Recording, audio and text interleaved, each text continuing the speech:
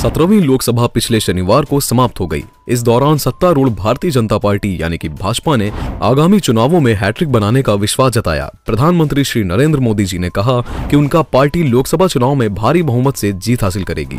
PM Modi ने सदन में ये भी कहा कि हमारा तीसरा कार्यकाल बहुत बड़े फैसलों का गवाह बनेगा। पीएम मोदी ने सदन में ये भी कहा, हमारा तीसरा कार्यकाल बहुत बड़े फैसलों का गवाह बनेगा और अगले 1000 सालों के लिए एक मजबूत नींव रखेगा। उनका ये बयान मोदी सरकार 3.0 द्वारा अपने कार्यकाल के दौरान उठाए जाने वाले साहसिक एजेंडे का पूर्वाभास देता है। 17वीं लोकसभा भी कम घटनापूर्ण नहीं रही, क्योंकि इसमें भाजपा की कुछ प्रमुख वैचारिक परियोजनाएं अंजाम तक पहुंची। इसकी शुरुआत जम्मू कश्मीर की विशेष दर्जा देने वाले आर्टिकल 370 को निरस्त करने के साथ हुई। इसके अलावा 3 तलाक को अपराध घोषित करना और 2019 में नागरिकता संशोधन अधिनियम यानी कि CAA को लागू करना पीएम मोदी के 2 कार्यकाल में लिए गए बड़े फैसले रहे।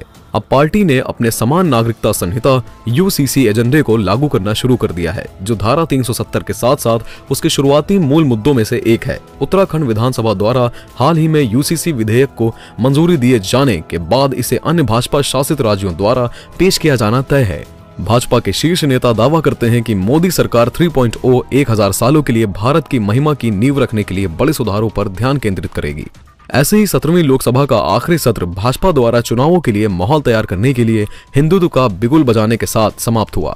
लोकसभा और राज्यसभा के अध्यक्षों ने राम मंदिर के अभिषेक के शुभ अवसर पर पूरे देश को एकजुट करने में अद्वितीय भूमिका निभाने के लिए पीएम मोदी की प्रशंसा की, जिस पर दोनों सदनों ने चर्चा की। पीएम ने कहा कि इस पर प्रस्ताव पारित होने से आने वाली पीढ़ियों को देश के मूल्यों पर गर्व महसूस करने की संवैधानिक ताकत मिलेगी। कई बीजेपी नेता स्वीकार करते हैं कि पार्टी अपने हिंदुत्व अभियान को धीमा नहीं करेगी, भले ही वो 370 सीटों के साथ सत्ता में लौट आए, जो कि पीएम मोदी द्वारा निर्धारित लक्ष्य है। इसकी मूल आवाज पार्टी के रोड मैप को निर्धारित करेगी, जिसने पहले ही नारा लगाना शुरू कर दिया है। अयोध्या तैयार है, अब काशी और मथुरा की बारी है। जबकि RSS ने भी अभी तक एक काशी और मथुरा विवाद पर कोई रुख नहीं अपनाया है। संघ परिवार के कई लोग कहते रहते हैं कि भगवान राम की तरह भगवान कृष्ण और भगवान शिव भी देश की पहचान को परिभाषित करते हैं।